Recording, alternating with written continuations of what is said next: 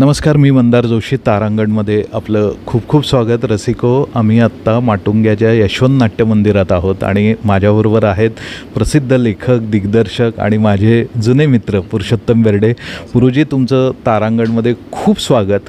आणि खूप महत्त्वाची कलाकृती जी अनेक दशकं तिने रसिकांना प्रेम दिलं आहे, टूरटूर.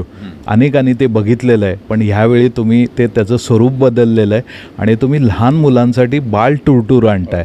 तर सुरुवात म्हणजे ही संकल्पना तिथंपासून आपण सुरुवात करूया की लहान मुलांसाठी आपण ही नाट्यकृती का असावी तुम्हाला वाटतं? ॲक्च्युली आत्ता माझं 51 वर्ष चालू आहे कारकिर्दीचं.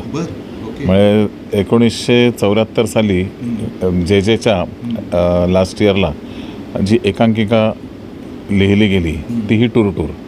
आणि मी त्यावेळेला ती लिहिली. ते माझं पहिलं एकांकिका लेखन होतं आणि आमच्या वार्षिक स्टडी टूरवरती आधारित होते. आणि त्या एकांकिकाला आता 51 वर्ष झाली. मग त्याचं 83 साली टूरटूर नाटक आलं. मग 2000 साली त्याची मालिका आली ETVवर.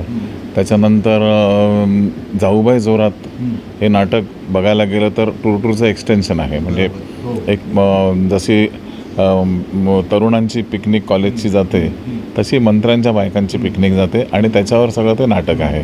तो फॉर्म वेगळा झाला, ते सगळंच. म्हणजे त्या नाटकाने पण टूरटूरसारखाच इतिहास घडवला.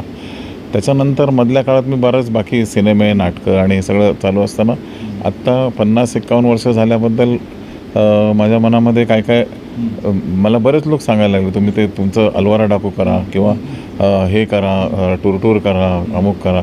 तर मी जुनं नाटक माझं कुठचं परत केलं नाही कधी. म्हणजे रिव्ह्यू केलं नाही किंवा काहीच केलं नाही.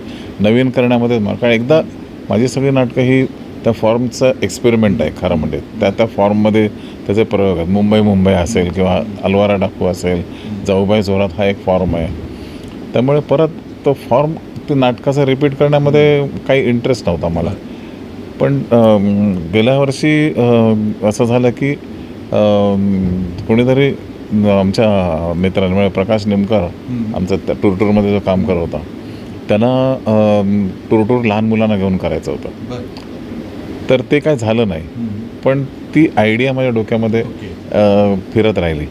आणि यावेळेला आत्ता एका एकांकिका स्पर्धेला मी परीक्षक होतो. ते बघता बघता मला असं वाटलं की हा प्रकार नव्याने करायला हरकत नाही. म्हणजे जुनं नाटक तसं करण्यापेक्षा मला त्याच्यामध्ये तरुणांची जशी पिकनिक गेली, बायकांची जशी स्त्रियांची गेली जाऊबाई जोरातमध्ये, तर लहान मुलांची गेली तर काय मजा येईल, काय होईल, कशी धमाल येईल ती. तर ते सुचलं आणि मी त्या गोष्टीचा सविता मालपेकर आमच्याकडे जज होती, तिला मी हा थॉट म्हणजे असे डोक्यात माझ्या आहे. तर ती म्हणाली, अरे वरतीच इथे नीलमताईंचं ऑफिस आहे बाल ह्याचं. तर तिने फोन केला की असं पुरुदादाच्या डोक्यात आयडिया आहे आणि तू तर हे आहे सगळं, तू आता सध्या मुवमेंटमध्ये. तर तिने ताबडतोब ॲक्सेप्ट केलं. आणि ॲक्सेप्ट नुसतं नाही केलं, मीटिंग झाली. पुरू काका तुम्ही करा आहे. तिने सगळी रिराईट करण्यासाठी व्यवस्था केली. आम्ही रत्नागिरीला 8 दिवस जाऊन 4 दिवस जाऊन अख्खं नाटक पूर्ण नव्याने लिहिलं नाटक. पण तेच परत केलं नाही. त्याचं स्ट्रक्चर तेच आहे. जसं पिकनिक निघते, मग ती धमाल, मग मुलांची रिस्ट्रिक्शन आणि ढाचा तो आहे. पण इथे काय होतं, मुलं आल्यानंतर, छोटी मुलं आल्यानंतर सगळं बदलतं ना. लँग्वेज बदलते, शिस्त बदलते, प्रॉब्लेम बदलतात. आणि ते करायला मला खूप मजा वाटली. आणि मग ते तसं ॲक्सेप्ट केलं. मग आता त्याच्या रिहर्सल पण सुरू झाल्या आणि प्रयोगाचं प्लॅनिंग पण आता. मुलांची निवड हो नाही माझ्याबरोबर माझ्या सहाय्यक वगैरे नीलमचं इन्फ्रास्ट्रक्चर बाल नाट्याचं आहेच. ती सगळी त्यांची टीम आहे. मग मी म्हटलं आपण ऑडिशन घेऊया. ऑडिशन घ्यायला एवढा प्रचंड रिस्पॉन्स मिळाला. म्हणजे अजूनपर्यंत लोक आता ऑडिशनसाठी विचारतात. आम्ही थांबवलं शेवटी. आणि आत्ता जवळजवळ 70-80 मुलांनी ऑडिशन दिली. आणखी जर 2 दिवस सुरू केले तर अजून 51 मुलं रेडी होती. पण मग थांबवलं, सिलेक्ट केलं. त्यात गरज होती आम्हाला 8 मुलांची. त्यात 14 इतकी अप्रतिम मुलं मी सिलेक्ट केली. त्यात नीलमला मी कन्व्हिन्स केलं की नीलम, उरलेल्या 6 लोकांना मी तरी नाही म्हणणार नाही, तुला सांगायचं असं सांग. कारण त्यांचे प्रत्येकाचा चेहरा असा होता ना, मग त्यांना 14च्या 14 मुलांना कॉप केलेलं आहे. बाकी जे ड्रायव्हर, कंडक्टर, जे मास्तर, त्यांचं हेड जे आहे ते बदललं आहे. ते बदल खूप वेगळे इंटरेस्टिंग केले. एज ग्रुप काय आहे मुलांचा एक एज ग्रुप आहे तीन एजच्या आसपासचे, म्हणजे 13, 14, 15. पण मुलं आहेत ती सगळे 10 ते 12 ते 15च्या आतच आहेत सगळे. म्हणजे ते असे एकाच याची रेंजची मुलं सगळे असे घेतलेले आहेत. आणि मुली पण आहेत त्याच्यामध्ये, चांगलं गातात, नाचतात, सगळं ऑलराऊंडर मुलं, डिक्शन ओरिएंटेड अशी सगळी सिलेक्ट केलेली आहेत. तर ती एक मजा आहे. म्हणजे मी खूप एन्जॉय करतो यामध्ये टूर बसवणं, कारण त्याचं लिखाण, त्याचं स्ट्रक्चर बदलल्यामुळे जरा नवीन वाटतं सगळं ते. आणि एक विशेष म्हणजे काय होतं, आपोआप त्याचं एक सेन्सॉर होत असतं मला रिहर्सलमध्येच. अरे हे मुलांना समोर मांडायचं आहे, हे त्याच्यामध्ये जी गमती केलेल्या आहेत त्या तरुणांसाठी. आणि पण याच्यात गंमत अशी आहे ना की टूर ती जी होती, आमची टूर होती, त्याला पण बालप्रेक्षक प्रचंड मिळायचा टूरला. म्हणजे मला कधी आता ते बसवताना ते पण आम्ही बालनाट्यच केलं होते की काय असं वाटायला लागेल. कारण त्याच्यामध्ये आबाल वृद्ध प्रेक्षक त्या याचा, लक्ष्मीकांतचे फॅन, विजय कदमचे फॅन, विजय चव्हाण, प्रशांत दामले, विजय केंकरे, ह्या सगळ्यांच्या नंतर फॅन क्लब वाढत केला त्यांचा. आणि त्यात मुलं पण यायला लागली, मग ती एन्जॉय करायला लागली.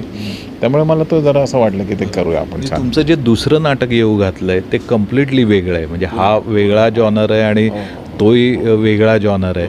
तर ते कसं, म्हणजे त्याची निर्मिती का त्या म्हणजे ते पण दोन्ही, म्हणजे मी मुळात मी नीलमला कॉन्टॅक्ट केलं ते टूरचं आहेच. पण माझ्याकडे थरार म्हणून जे आम्ही नाटक करतो आहे 26 जुलै 2005चा, असं ते कंटेंट आहे. मुंबईतला जो तुफान आलं, वादळ झालं मोठं, त्याच्यावर मी काही वर्षापूर्वी, म्हणजे काही 5-6 वर्षापूर्वी एक नाटक लिहून रेडी होतं. आणि इट्स अ ह्यूज शो, म्हणजे खूप मोठा शो आहे, कॉस्टली आहे प्रोडक्शन ते. आणि त्याच्यामध्ये परत त्याच्यात बस पण आहे. बसमध्ये अडकलेल्या लोकांचं ते नाटक आहे. आणि हळूहळू बसमध्ये पाणी शिरतं, बसच्या टपावर ते अख्खं नाटक. इट्स अ म्हणजे त्याला म्हणजे ॲडव्हेंचर स्टोरी आहे ती. आणि अशी ॲडव्हेंचर स्टोरी नाटकामध्ये मला असं वाटतं आहे, म्हणजे ह्याच्या पूर्वी कोणी 80, 90, 10, 100 वर्षापूर्वी कोणी केली असेल तर माहिती नाही, पण गेल्या 50 वर्षात तरी अशी ॲडव्हेंचर स्टोरी.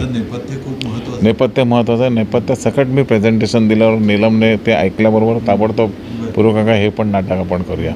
म्हणजे अशा तयारीचं जर निर्माता असेल ना, तर मग आपल्याला बरंच अर्ध काम त्याचं होऊन जातं. आणि ते नाटक इटसेल्फ इज अ स्टार. त्याच्यामध्ये कोणी नामवंत कलाकार वगैरे असे गरज नाही. ते नाटकाचं कंटेंट नाही, आम्ही घ्यावे लागणार, कारण हल्ली तो ट्रेंड आहे. चांगले 2 नायक नायिका हे चांगले आर्टिस्ट असायला पाहिजे. अगदीच ते सुपर डुपर हिट आर्टिस्ट असायलाच पाहिजे असं काय नाही, पण लोकांच्या ओळखीचे असावेत, चांगले टॅलेंटेड असावेत. हा त्याचा त्या शोधाच्या मागे रिझन आहे. कारण लोक तिकीट काढताना बघतात की कोण आहे काय. अगदीच म्हणजे मी आत्ता जसं मुक्काम पोस्ट आडगाव केलं होतं, 25च्या 25 ऑडिशनला आलेल्या लोकांना घेऊन ते नाटक केलं.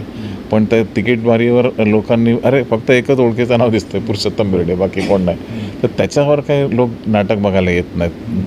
5-6 नावं असलेले 5-5 पात्रांची नाटकं हल्ली चालत आहेत. त्याच्यामध्ये 4 नावं सिरियलची, सिनेमातली असतात. अशा कॉम्पिटिशनमध्ये कम्प्लीट नवीन लोकांना घेऊन करणं हे रिस्की आहे.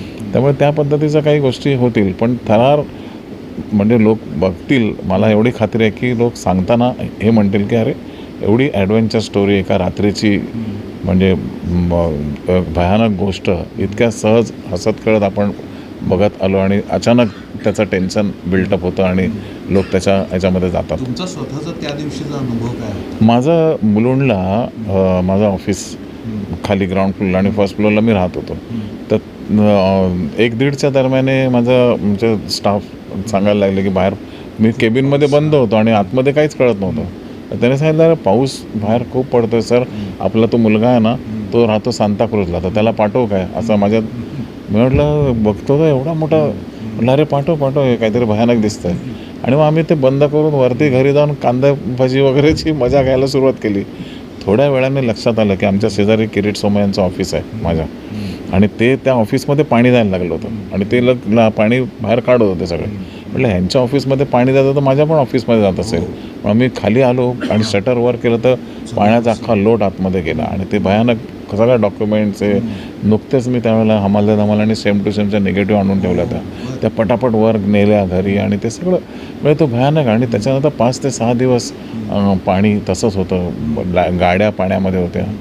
अर्धं ऑफिसमध्ये 9 फुटाची आपली हाईट असते जनरली, ती जवळजवळ 6 फूट पाणी आणि सगळे कागदपत्र चित्र माझी अनेक डॉक्युमेंट्स त्याच्यामध्ये चोथा झाला त्यांचा. अक्षर चिखल गुडघाभर चिखल झाला ऑफिस. प्रत्येकाचीच कथा अशी कथा आहे प्रत्येक. आणि त्या काळामध्ये लोकसत्ताने एक कॅम्पेन केली होती. म्हणजे एक 15 ते 20 दिवस त्या कथा येत होत्या लोकसत्तामध्ये अनुभव. तर त्यातल्या 2-3 मग बरीचशी कात्रणं मी कापून ठेवली होती. आणि अशाच एक कोलॅज त्या नाटकामध्ये आहे की काय अनुभव रिअल घटना आणि त्या भयानक आहेत सगळ्या. आणि हे कधी याचा काय सिनेमा केला तर त्याच्यामध्ये फार मोठं काय हे नाही, पण नाटक कसं करणार. म्हणजे प्रत्येकजण मला विचारतो तू दाखवणार तुम्ही कसं. तर तेच तर आहे ना. मग मी जाऊबाई जोरात करू शकलो, मुंबई करू शकलो, तर हे नाटक हे मी आरामात करू शकेन असं. खूप छान. मला वाटतं की पुरुदादा आत्ता जसं तू म्हणालास की 91 वर्ष आहे, तर खूप 2 महत्त्वाच्या कलाकृती तू आम्हाला देतोयस. तर मी अभिनंदन करतो आणि आपण ह्या आम्ही बघू कलाकृती ज्यावेळी येतील तेव्हा आपण अधिक बोलू. आणि सगळ्या ऑडियन्सला रसिकांना विनंती करतो की हे जेव्हा नाटकं येतील तेव्हा आपण मोठ्या संख्येने ते बघा. खूप छान. तर रसिको, आपण ज्यावेळी हे नाटक येईल तुम्हीही बघा आणि आपण पुन्हा भेटू, पुन्हा बोलू.